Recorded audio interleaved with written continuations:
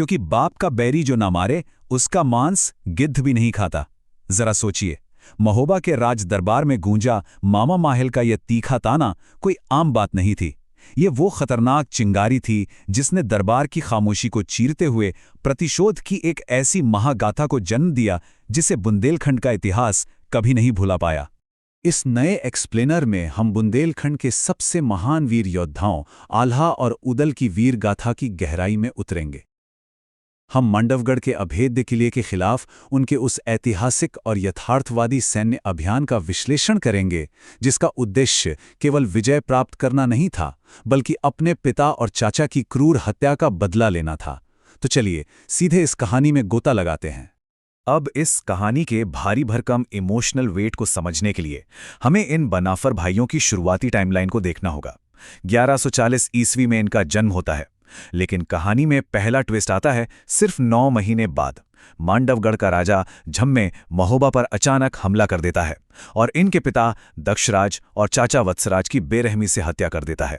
16 साल बीत जाते हैं। सोचिए 16 साल, और उन वीर पिताओं की खोपड़ियां आज भी मांडवगढ़ के एक बरगद के पेड़ पर टंगी हैं। और फिर 18 साल बाद उदल को इस भयानक पारिवारिक सच का पता चलता है। भाग 1, प्रतिशोध की ज्वाला। कहानी की असली शुरुआत यहीं से होती है। दरबार में ताना सुनने के बाद उदल सीधे अपनी माता देवलदे के पास पहुंचते हैं। सच्चाई जानने के बाद उनकी आंखें एकदम क्रोध से लाल हो जाती हैं। उन्हें पता चलता है कि उनके पिता का सिर दुश्मन के लिए महज एक ट्रॉफी बन चुका है। बस उसी क्षण उदल रोंगटे खड़े कर देने वाली एक भीषण प्रतिज्ञा लेते हैं कि जब तक वो दुश्मन का सिर काट कर अपनी माता के चरणों में नहीं रख देंगे, तब तक वो उन्हें अपना चेहरा नहीं दिखाएंगे। भाग 2, धर्म युद्ध की शपथ। अब देखिए, बदले की ये आग कोई अंधी मारकाट नहीं थी। राजमाता मल्हाना ने उदल के लिए युद्ध के कुछ सख्त नियम तय किए थे, जिन्हें हम आज रूल्स ऑफ एंगेजमेंट कह सकते हैं। निहत्थे सैनिक पर वार नहीं करना, शरण में आए व्यक्ति की रक्षा करना, स्त्री, बच्चे या बुजुर्ग पर हाथ न उठाना, भागते हुए दुश्मन पर प्रहार न करना और हथियारों का उपयोग केवल धर्म के मार्ग पर करना। मतलब इतने गहरे गुस्से में भी अपने उसूलों और सम्मान से कोई समझौता नहीं। जब राजा परमाल ने इन युवा योद्धाओं को मांडवगढ़ की लोहे की दीवारों और वहां के खतरों से आगाह करते हुए उनकी कम उम्र का हवाला दिया, तो उदल का वो विख्यात बुंदेलखंडी जवाब सामने आता है। 12 वर्ष लो कूकर जीवे, 16 लो जिए शियार, बरस 18 क्षत्रिय जीवे, आगे जीवन को धिक्कार। ये बात साबित करती है कि सच्ची शूरवीरता ना तो उम्र से डरी है, न ही मौत से। भाग 3, सन्यासी वेश और जासूसी। मांडवगढ़ का किला कोई मामूली किला नहीं था। वहां सीधे घुसना आत्महत्या के बराबर था। इसलिए एक बहुत ही चतुर छलावा रचा गया। ढोलक और सितार बजाते हुए घुमक्कड़ योगियों के वेश में इन बनाफर भाइयों ने दुश्मन के किले में एंट्री ली, ताकि अंदर से उसकी रक्षा प्रणाली का पूरा नक्शा समझ सके।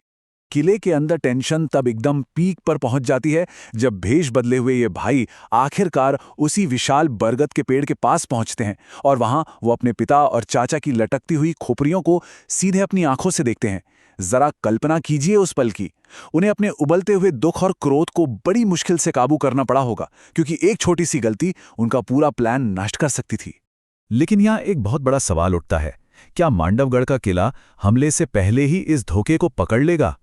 महल में रानी कुशला के सामने उनका गायन चल रहा होता है, लेकिन खतरा तब आसमान छूने लगता है जब एक व्यक्ति उनके इस नाटक के पीछे की सच्चाई को भांपने लगता है। और होता वही है जिसका डर था। राजकुमारी विजयसेना उदल की असली पहचान जान लेती है और अपनी तलवार से उन पर हिंसक हमला कर देती है। लेकिन यहां उदल के वो उसूल काम आते हैं। वो केवल अपना बचाव करते हैं, एक स्त्री पर पलटवार नहीं करते। उदल के इस अडिग और सम्मानजनक आचरण को देखकर राजकुमारी एकदम दंग रह जाती है। उसे एहसास होता है कि असली अधर्म तो उसके पिता ने किया था, और वो उसी वक्त पाला बदलकर एक गुप्त सुरंग का रहस्य बता देती है। भाग 4, मांडवगढ़ का महायुद्ध। गुप्त सुरंग का रास्ता मिलते ही सारा छलावा खत्म हो जाता है। सेनापति आल्हा महोबा की सेना को पंचव्यूह फॉर्मेशन में सेट करते हैं और रायकरिंगा की रक्षक सेना से सीधे भिड़ जाते हैं। ये कोई साधारण लड़ाई नहीं थी। तलवारें टकरा रही हैं, घुड़सवार सेना आगे बढ़ रही है और दोनों विशाल सेनाओं के टकराने से युद्ध भूमि का रंग बिल्कुल लाल हो रहा है। भाग 5 जादू, छल और अंततः विजय। जब इंसान को हार सामने दिखने लगती है तो हताशा में वो कुछ भी करता है। अपनी निश्चित हार से बचने के लिए कायर राजा जंभे काले जादू का सहारा लेता है। सहजो जोगिन अपनी तांत्रिक शक्तियों का उपयोग करके उदल को एक भेड़ में बदल देती है। जी हां, बिल्कुल सही सुना। काले जादू का ये अजीबोगरीब ट्विस्ट कहानी को पलट देता है। लेकिन सही समय पर गुरु झिलमिल की एंट्री होती है और वो उदल को वापस इंसान बना देते हैं। इसके बाद दोनों भाई मिलकर सहजो जोगिन के जादुई बाल काट देते हैं और महल के रास्ते की आखिरी रुकावट भी खत्म हो जाती है। इसके बाद का क्लाइमैक्स बिल्कुल किसी एक्शन फिल्म जैसा है। महोबा के सैनिक गुप्त सुरंग में आग लगा देते हैं। धुएं से घबराकर सुरंग में छिपा राजा जांभे बाहर आता है और अपने विशाल बख्तरबंद हाथी पर भागने की कोशिश करता है। लेकिन उदल अपने घोड़े से उसका रास्ता रोकते हैं, हाथी को विचलित करते हैं और एक ही झटके में छलांग लगाकर सीधे शाही पालकी पर पहुंच जाते हैं। और फिर आता है वो निर्णायक प्रहार। उदल की तलवार से रायकिंगा और राजा जंभे का खेल हमेशा के लिए खत्म हो जाता है। उनके कटे हुए सिरों के साथ दशकों पुरानी उस खूनी दुश्मनी का भी अंत हो जाता है। न्याय बहुत तेजी से और कठोर रूप में दिया गया था और उदल ने अपनी माता को दी गई वो अटल प्रतीक्षा आखिरकार पूरी कर दी। महोबा में विजयी वापसी का दृश्य बहुत ही इमोशनल है। बनाफा भाई लौटकर दुश्मनों के सिर महारानी मल्हना और माता देवलदे के चरणों में रख देते हैं। ये सिर्फ एक सैन्य विजय नहीं थी, बल्कि उन शोक संतप्त माताओं के लिए एक बहुत बड़ा क्लोजर था और उनके परिवार के खोए हुए सम्मान की पूरी वापसी थी।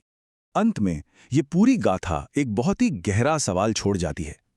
क्या सच्ची जीत सिर्फ दुश्मनों के सिर कलम कर देना था, या फिर अपने अडिग उसूलों के साथ अपनी मातृभूमि के गौरव को वापस लाना था? महज खून की प्यास और सम्मान की धार्मिक बहाली के बीच का ये अंतर ही आल्हा और उदल की कहानी को इतिहास के पन्नों में हमेशा के लिए अमर बनाता है। और इसी विचार के साथ हमारा आज का ये एक्सप्लेनर समाप्त होता है।